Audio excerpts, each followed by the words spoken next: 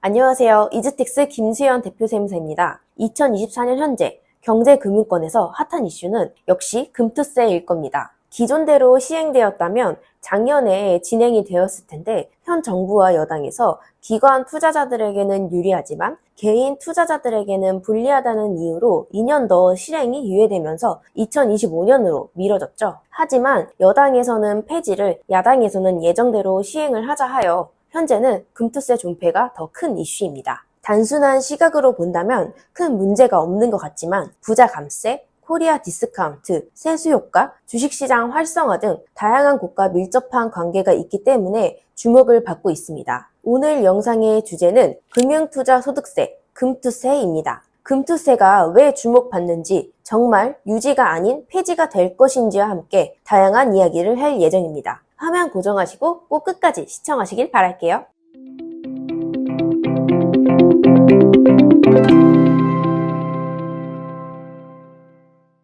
금투세는 금융투자소득세를 줄임말로 소득세입니다. 주식, 채권, 펀드, 파생상품 등 금융투자와 관련하여 발생한 소득에 대해 과세하는 제도인데요. 연간 기준금액은 국내 주식 5천만 원, 기타 종목은 250만 원까지 기본적으로 공제되고 그 이상이면 20%의 소득세가 부과됩니다. 만약 3억 이상인 경우 25%, 지방소득세 2.5%까지 포함하여 총 27.5%가 부과되며 이는 손익합산 총 수익에 대한 금액이 기준입니다. 이렇게 납부한 세금은 과세 형평을 감안하여 5년간 2월 공제도 가능한데요. 주식은 수익률이 좋을 때도 있지만 손실이 생기는 경우도 있기 때문입니다.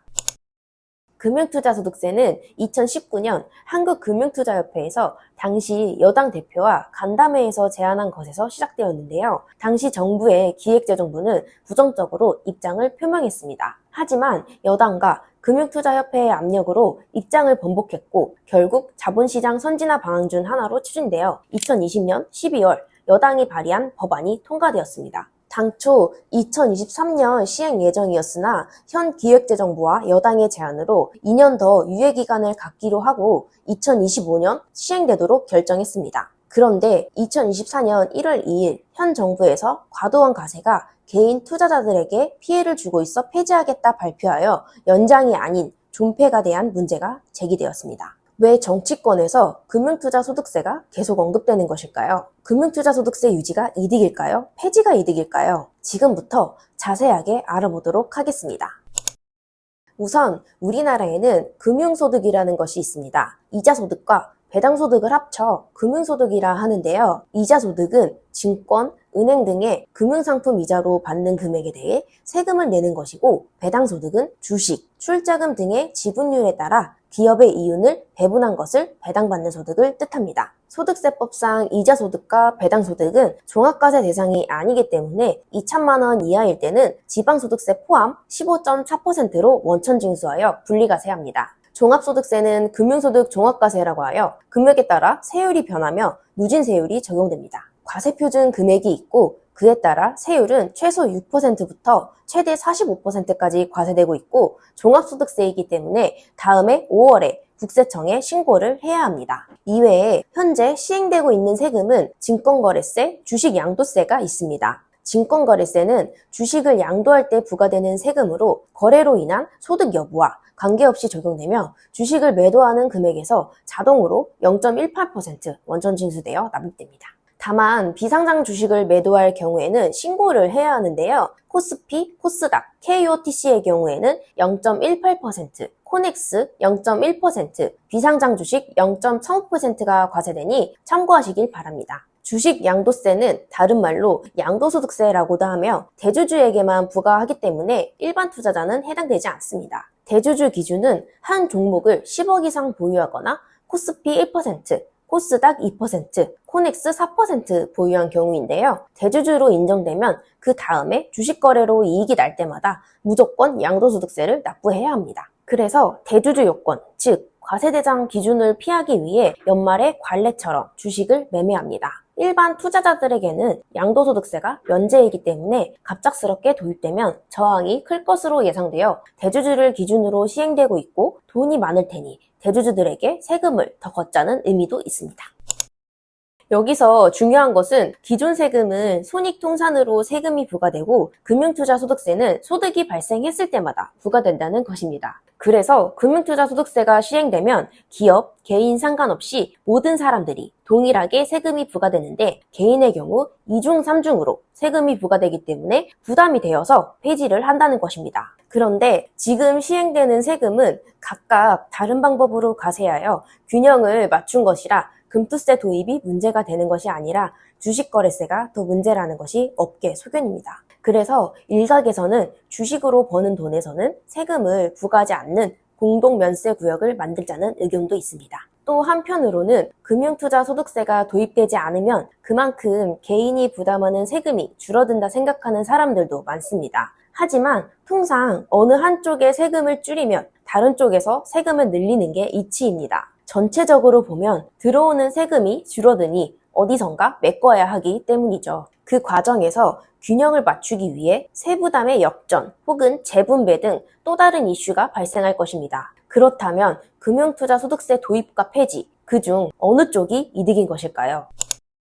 금융투자소득세를 도입하는 가장 큰 목적은 세수 증대와 과세 형평성 제고입니다. 그래서 시행된다면 세수에 상당한 영향을 미칠 것으로 예상하는데요. 기본공제 5천만 원, 거래세율 0.15% 적용 시 세수는 약 1.7조 원으로 증가할 것으로 예상됩니다. 또한 야당의 국회 예산정책처 세법 개정안 분석 보고서에 의하면 2027년까지 3년간 세수가 4조 328억 원 늘고 유지했을 때 매년 평균 1조 443억 원 세수가 더 들어올 것으로 추정합니다. 그런데 현 정부 기획재정부가 전망한 금투세 세수 금액도 비슷한 수준입니다. 2025년부터 2027년 4조 291억 원으로 예상됩니다. 이 뜻은 새로운 세원을 확보하게 되어 세수 기반을 강화할 수 있고 다른 소득원에 비해 상대적으로 낮은 과세를 납입했던 금융 투자자들에게 공평한 과세를 적용하는 효과, 즉 과세 형평성을 높이는 데 기여하게 될 것이라 예상합니다. 그리고 주식시장의 변동성을 줄이는 차원에서도 유의미한 정책으로 평가되고 있습니다. 반면 금융투자소득세를 폐지했을 때 주식시장에 다양한 변화가 올 것이라 예상하는데요. 대표적으로 투자자의 세금 부담 감소, 주식시장 활성화, 장기적인 투자 유도 등을 꼽을 수도 있습니다. 세금에 대한 부담이 줄어들면 대규모 투자자들에게 유리하여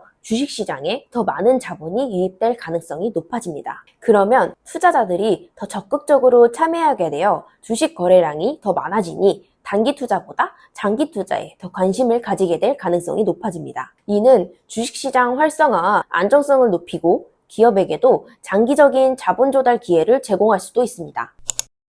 그런데 또 다른 관점에서 보면 금투세 폐지가 부자 감세라는 주장도 있습니다. 지금까지 주식시장은 자본시장을 성장시키기 위해 많은 혜택을 주었고 이로 인해 슈퍼개미라 여기는 사람들은 많은 소득을 얻는 데 비해 세금을 내지 않고 있었습니다. 금융투자소득세는 근로소득처럼 투자소득에도 과세해야 한다는 조세 형평의 원칙에 따라 적용되는 것인데 폐지하게 되면 조세 형평에도 어긋난다고 보면 되는 것이죠. 사실 금융투자소득이 근로소득을 비롯한 다른 소득과 달리 특혜를 받아야 할 아무런 이유가 없습니다. 금투세 폐지는 결국 정부가 나서서 소득이 있는 곳에 세금이 있다는 조세 정의를 스스로 부정하는 것이라는 분석도 있습니다. 또한 현 정부는 폐지했을 때 코리아 디스카운트를 해소한다고 주장하고 있는데요. 이는 소수 재벌 중심의 기업 지배 구조, 회계 불투명성, 기관 투자자의 낮은 비중 등 기업 가치 평가에 영향을 주는 요인들, 미흡한 주주 완원, 저조한 수익성과 성장성 등 불공정한 자본시장이 직접적인 주된 원인으로 꼽히고 있습니다. 그런데 시행되지 않은 금융투자소득세가 어떻게 코리아 디스카운트의 원인이 될 수 있을까요? 그래서 정부의 주장은 자가당착이라는 비판도 높아지고 있는 실정입니다. 투자는 단순하게 생각하면 장기적인 관점에서 이뤄져야 합니다. 그런데 세금이 부과되면 투자자들은 단기 수익만 추구하거나 세금 부담을 피하려고 주식을 일찍 매도하는 일도 빈번하게 일어날 가능성이 높아집니다. 이로 인해 개인 투자자들과 소액 투자자들은 크게 타격을 받을 수 있고 더 크게 보면 자금을 해외로 빠져나가게 될 것입니다. 기왕 세금을 낼 거면 국내 주식보다 해외 주식이 낫기 때문입니다. 막상 정책이 시행되어서 과세를 부과해도 복잡한 문제가 있는데요. 주식, 펀드, 채권 등 금융상품에는 각각 다른 세율이 적용되고 있죠. 그런데 금융투자소득과 다른 소득을 합산하는 것은 꽤 복잡합니다. 더구나 2022년 법인세 감세 혜택으로 53조 규모의 세수 펑크 원인으로 꼽히며 세금이 부족한 상황에서 거둘 세금을 포기하는 것은 국민의 불안감을 높일 수 있습니다. 한편 양도세 부과 대주주 기준이 완화될 예정이기 때문에 금투세 폐지를 지지하는 사람도 있습니다. 주식시장은 큰손이 움직이기 때문에 세금은 소수에게 부과되지만 이로 인해 큰손들이 이탈한다면 모든 투자자가 손해를 본다는 이치입니다. 특히 외국인 투자자는 금투세 부과 대상이 아니기 때문에 공정성 차원에서도 지금처럼 거래세를 받아야 한다고 주장합니다. 이쯤이면 금융투자 소득세가 도입되는 것이 이득일까요? 폐지되는 것이 이득일까요? 각 분야의 전문가는 폐지보다는 도입하는 것에 힘을 싣고 있지만 여러 관점에서 보면 다양한 의견들이 있어 어느 쪽이 이득일지 조금 더 넓은 시각으로 바라볼 필요가 있습니다. 중요한 것은 도입이든 폐지든 구체화된 대처 방안이 있어야 한다는 것이지 않을까요? 오늘 영상이 유익하셨다면 구독, 좋아요, 알림 설정 눌러주시고 다음 영상에서 뵙겠습니다. 이상 김수현 세무사였습니다. 감사합니다.